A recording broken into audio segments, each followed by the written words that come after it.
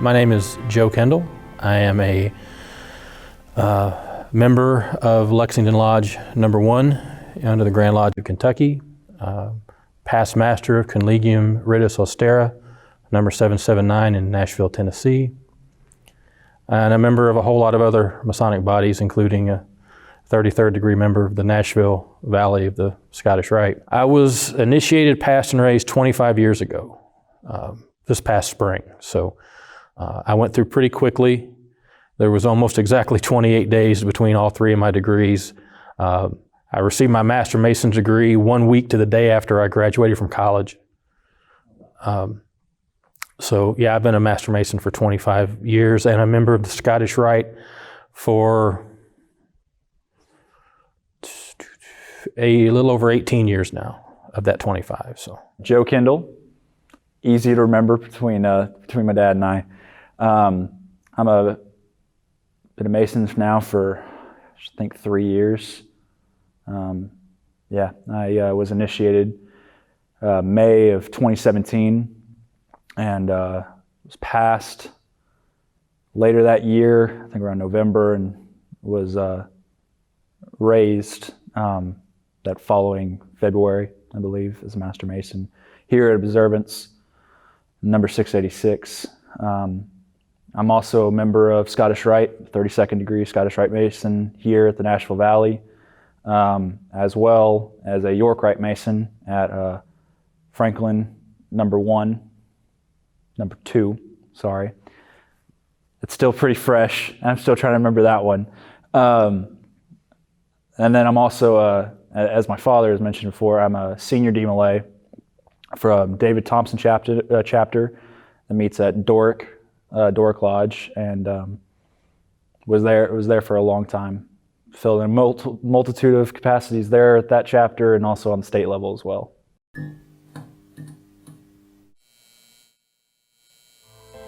This is the Listener's Lodge, a podcast rooted in Freemasonry.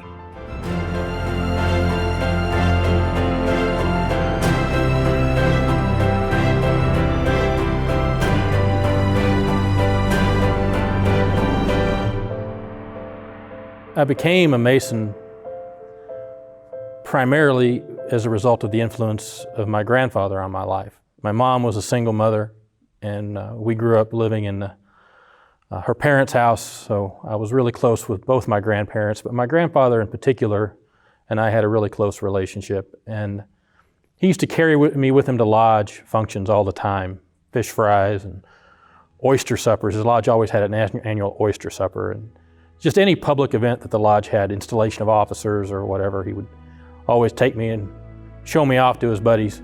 He was a very common man. He had about a 3rd grade education. He worked as a manual laborer, but twice a month, at least, he would put on the only suit that he had and get himself looking really presentable and go off to lodge. And that made a big impression on me. I can remember as a small child asking him about the ring on his finger, the Bible that he kept on the coffee table in the living room. This is the Bible, and he kept it there through my whole childhood. I'd ask him about it. It had a square and compasses on it, just like his ring. And he'd always say the same thing to me. And ask me when you're older. So I had just turned 22. I was home from college for the weekend, and I brought up the lodge to him again, and he didn't miss a beat. He got up and he practically ran into his bedroom and came out with a petition that he'd been hanging on to for so long and it turned yellow. And so that's why I became a Mason, was because of his influence. I knew then that his father before him was a Mason and that we had a history in the family. And that meant a lot. You know, that grounded it in a lot of family history. And watching him sitting on the sidelines, kind of beaming with pride as I was going through my degrees, and it meant a great deal. The night that I was raised, after he raised me, he took the ring off of his finger and he put it on mine, and I never remember seeing him without that ring on until he took it off and gave it to me. Well, I think like a lot, probably most active Masons who have sons, you hope that your son will, when he's old enough, ask that question and express an interest in the fraternity. I certainly did. I approached that by engaging him whenever it was possible, not just him, but his younger brother as well. Engaging him whenever it was possible. So like my granddad, taking him to public functions of the lodge, officers' installations, barbecues, whatever happened to be going on. If there was anything that could be done publicly, the lighting and extinguishing of the lights that we do here around Maundy Thursday in the Scottish Rite. I remember taking him and his little brother to that from the time they were tiny. So that lodge was just something that seemed normal to them.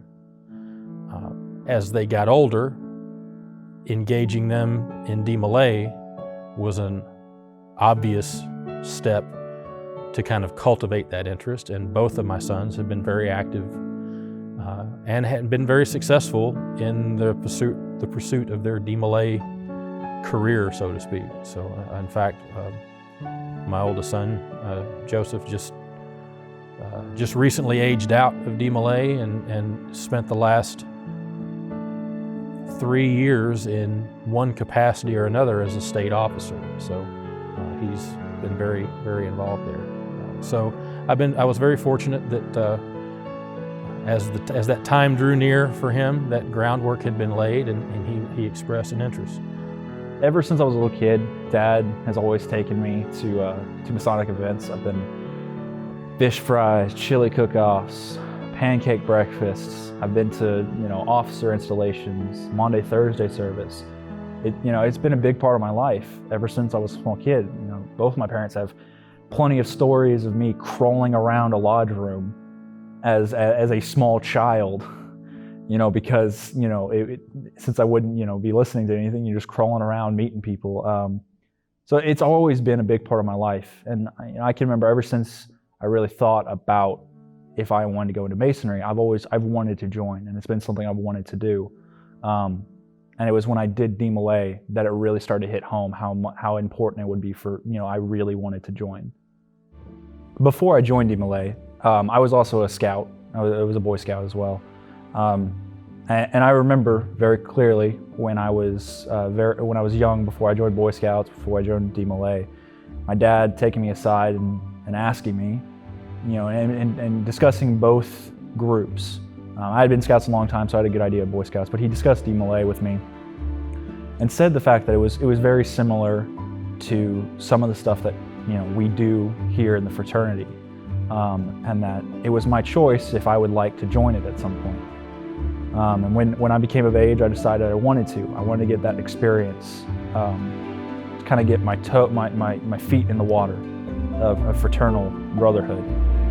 And so I was about 13, and I joined DeMolay at the state conclave.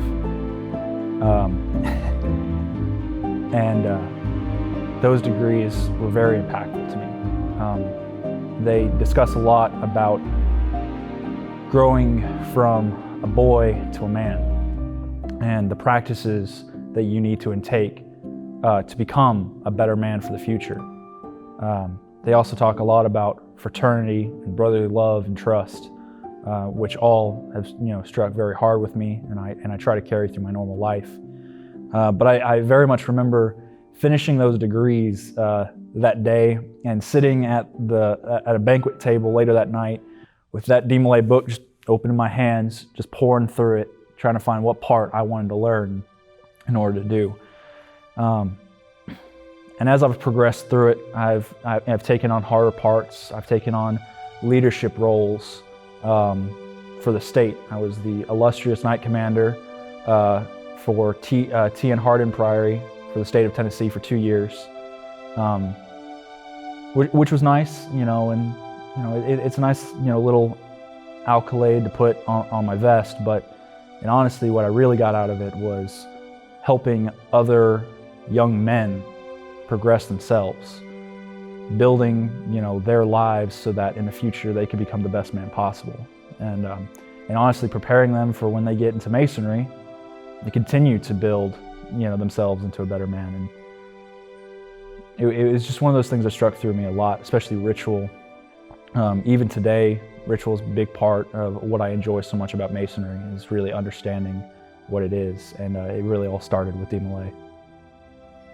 I had been thinking about it for a long time. I've been wanting to do it, and I was just waiting for to turn 18 and be able to get that petition.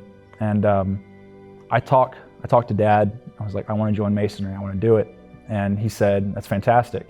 And he said, I'm excited for you to join, but you need to go talk to some other people, because I can't sign a petition for you. And I was like, cool. So that's when I started to meet some of the guys here at Observance, and I already had a pretty good relationship with a lot of them.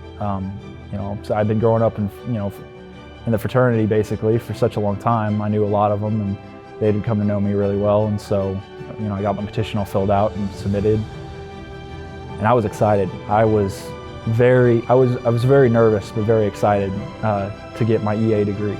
Well, it's the moment when you realize the culmination of all of that groundwork that you've laid over the years has started to come to fruition. So yeah, it felt fantastic. As you said, because of their involvement in DMLA, it didn't come as any kind of surprise. It's something that he'd been talking about for a while, so I knew that interest was there, and I knew that was his intention for a long time leading up to it. But it definitely, it's that moment when all of that groundwork starts to pay off. So yeah, it felt great. There was a lot of emotions going on leading up to that night, and even during it was a little bit of an emotional roller coaster at times. I knew the general idea of a ritual. And the layout of a lodge, because I'd spent years working in one, doing ritual myself. And so I had a pretty good idea of the process in a way, of kind of some of the emotions that come with it. But this was that next level of understanding. I'm eternally grateful to the Brothers of Observance 686 here in Nashville. That's the lodge that my son received his degrees in, and they were very accommodating in allowing me the privilege of conferring all three of his degrees. I got my degrees and spent my formative years as a Freemason in Kentucky, where the ritual works a little bit different than it is here in Tennessee. And so I tried my best to do as near perfect a Tennessee degree each of those times as I could, but I'm sure I made quite a few mistakes here and there and inadvertently tripped into the way that I had learned it. But a lot of that was, there was a lot of nervousness. I wanted his degrees to be as impressive and transformative as I know that they can be and that they should be. There were certainly some moments that I had difficulty getting the words out through the cracks in my voice and the emotion that was involved. Probably no more so than at the end of his third degree, when I stood in this room where he received all three of them. And I took that same ring that my grandfather had given to me off my finger and put it on his. I think I wept like a baby. Both of us shed quite a few tears at that moment, and it was one of the most amazing moments of my life. Whenever standing in front of my dad and he would start giving, the really deep, serious point, within the degrees, that would always hit me a little hard, and I would have, it would take me a second not to, start busting out tears and stuff, especially when he was doing some of the degree work at the very end, which is very impactful. Especially coming from a man I admire so much on it.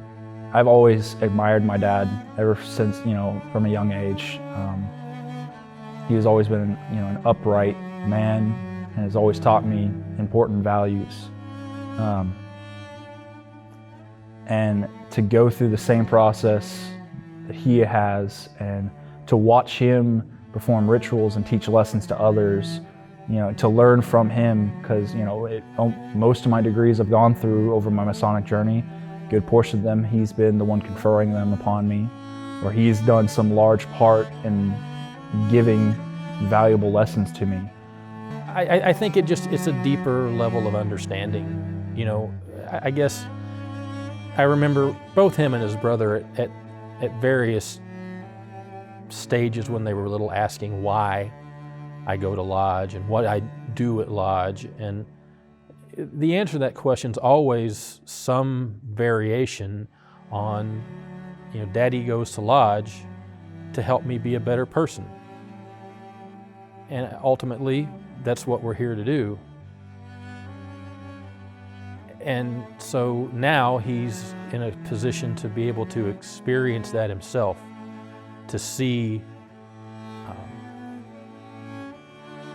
what that process looks like and how it actually plays out. And there's another side to that as well, in that, we always talk about iron sharpening iron, and the men that I have shared this Masonic journey with in Lodge and Scottish Rite and York Rite and whatever are some of the finest men I've ever known, and they help me on my journey. They help me to improve myself in Masonry.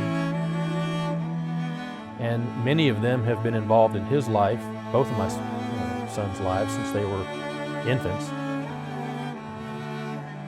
And so they've certainly been supportive of them as my son, but now his interaction with them is brother to brother. And so he's experiencing some of the same iron sharpening iron with the same guys that I've been working with all these years. And so I think he sees those relationships now maybe from a different light than what he did prior to becoming a Mason himself. And that's fantastic to watch. For us to sit down, there's been plenty of times in the car after a degree talking about, a certain topic within the degree, or talking about some philosophical, content that we think was important or struck home with us, and just helping me learn the lessons that we've come here to learn. It has been really impactful to our relationship, and definitely made us, a lot closer, because he's my father, but he's also my brother.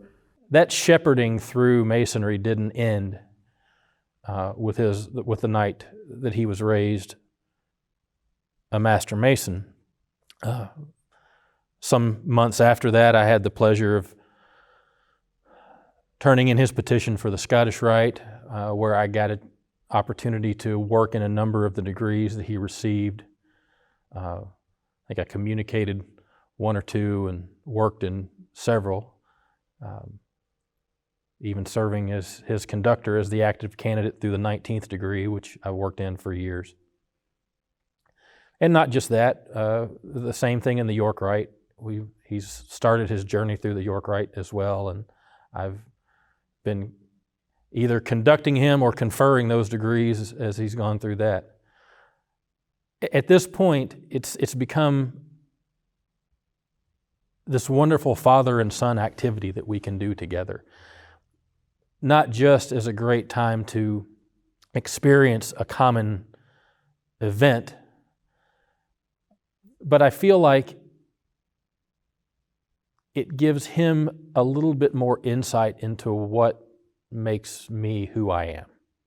That he's now getting to experience a lot of the things that I've spent all of these years as he's grown up doing by myself, in the sense that he wasn't there, my family, the rest of the family wasn't there. I've certainly been doing them with my brothers in various degrees and bodies.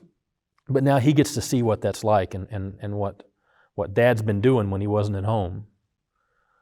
I think it helps to give him a little bit better of understanding of who I am and how I came to be who I am, because my activities in Freemasonry have been a shaping factor on my life for my entire adulthood. And he seems to be interested in staying, in not just being a member, but staying active and actively participating. He works in degrees that I've never been involved with, and has his own Masonic career, so to speak, completely independent of what we do together. He doesn't have any idea how frequently I go to a meeting of this body or a gathering of this group of brothers and I hear someone say, you know, I was at a degree at such and such lodge last week and your son was there and he did the stereoptic lecture. He did a great job. And that just makes you feel good. You know, I wasn't there. I didn't even know he did it. But I regularly have brothers coming up to me saying, you know, that they saw him do this, or they had the pleasure of sitting with him in lodge over there, and it's fantastic. It's a level of pride that's different from the kind of pride that you associate with ego. It's not unlike the satisfaction of a job well done. You know, I talked about the Masonic temple that we're building, and each of us is building our own. We're building it with the help of all the brethren around us, sure. But then you get to look at your son and you realize that while he's building his own temple, I helped lay that foundation that the temple's built, that his temple's built on. And so there's a lot of pride there, not just, wow, look at my boy, although that's there. The biggest one is, to me, especially degree work. Dad is a fantastic ritualist, and in my opinion, is one of the best ritualists I've seen, which to me can be a little intimidating because those are some pretty big shoes to fill. Because I always have a feeling that some people are looking at me and expecting me to give the exact the same presentation and stuff. And so I will say, one of the biggest moments, I think, is Scottish Rite ritual work. We worked together in the 31st degree, the second section, which is a lot of fun. We actually work the two counselor parts. So we do a lot of playing off each other, which is really cool. And I think anytime I am ever able to sit there and do a ritual part, and especially, Dad come up to me and said, that was really good. That puts a little pep in my step there for a second. But it's definitely a lot of fun to work on ritual together.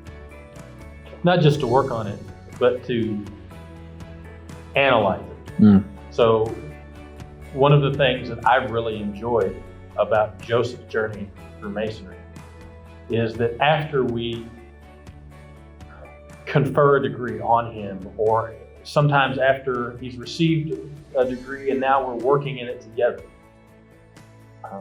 or have just attended a degree together, and then we go out and have something to eat or sit down and have a beer or whatever, and start talking about what this degree meant to him, what it means to me, start dissecting turns of phrase or symbols within the degree to try to pull out what spoke to us. That's fantastic. And that's one of those things that you just can't share with just anybody, even your own family, unless they've experienced it.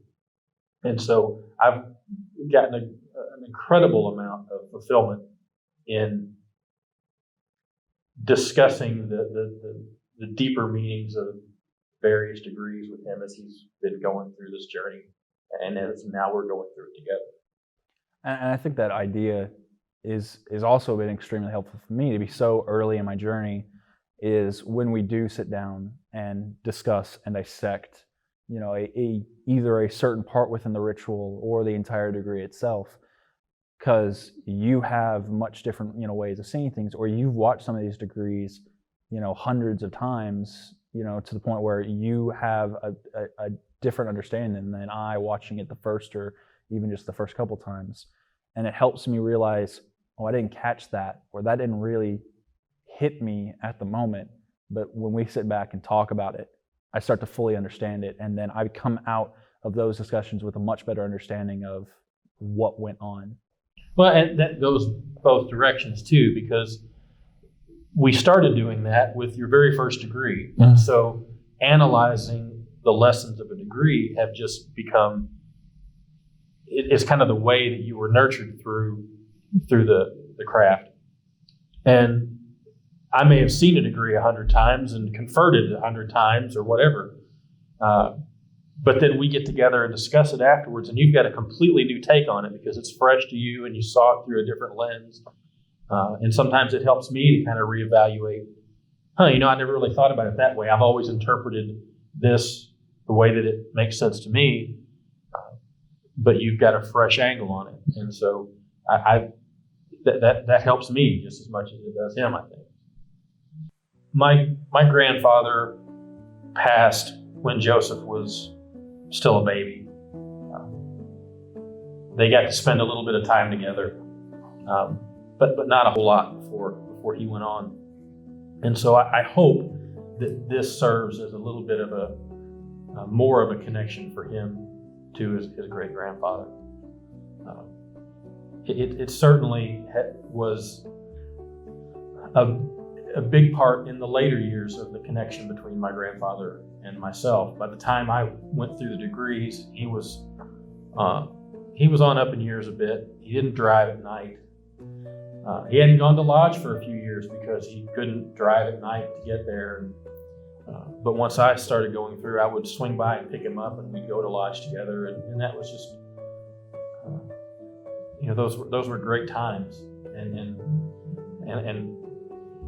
watching, when I started getting active in the degrees, and I'd look over to one side to the spot that he always sat, he'd just be sitting there with this big grin on his face, pride, and that meant a lot. And I hope that he feels a little bit of that too. Maybe strengthens that connection. Yeah, like you said, my great grandfather passed away when I was still very young. I was only a year and a half old. I have very vague memories of time spent with him. It's not a whole lot since I was so young.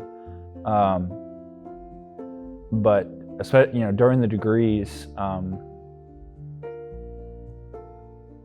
I feel like there was a moment, especially during my master's, where I felt a presence of something that was warm and loving, that I like to think was my great grandfather, standing there in the lodge beside me. And after I was raised, like Dad mentioned earlier, he came up to me, and the first Masonic ring that I got is my great grandfather's ring. I don't wear it all the time because it's very important to me, and so I tend to try to keep it safe. But when I do wear it, I definitely feel a lot closer to him. And while I might not, know him as well, just because we didn't, get to really be around each other very much, I definitely feel, his presence, his spirit inside me, and especially working with my dad on stuff. There are times I can definitely, know that he's probably looking at both of us and smiling. And I like to think that maybe a couple times when I'm doing ritual work, when I see Dad, with his big grin on his face while I'm working, that the great grandfather's maybe sitting there next to him as well. So.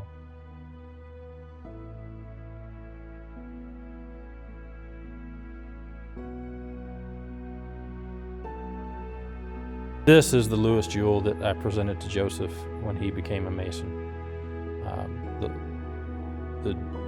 The jewel on it is a tool that's used to raise a stone of great weight, attached to a tripod with a winch or something like that. So a hole would be carved in the block, and this jewel can be inserted and used to raise the stone. And the Lewis is a word that's come to mean the son of a Mason.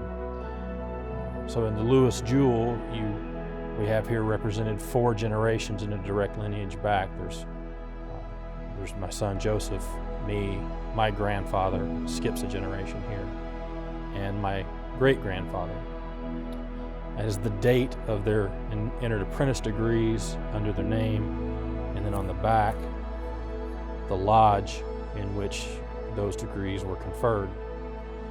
So in a sense, this is a direct record of his Masonic lineage going back at this point over 100 years. I think it's nice to be able to wear something like this. I think sometimes we make the mistake of ascribing additional legitimacy to someone because they're a legacy, because they have a family lineage. And I'm no better or no more a Mason than someone who comes to it as a first generation Mason, and same thing with my son.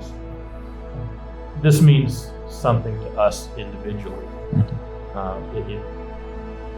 It's nice, it's fantastic.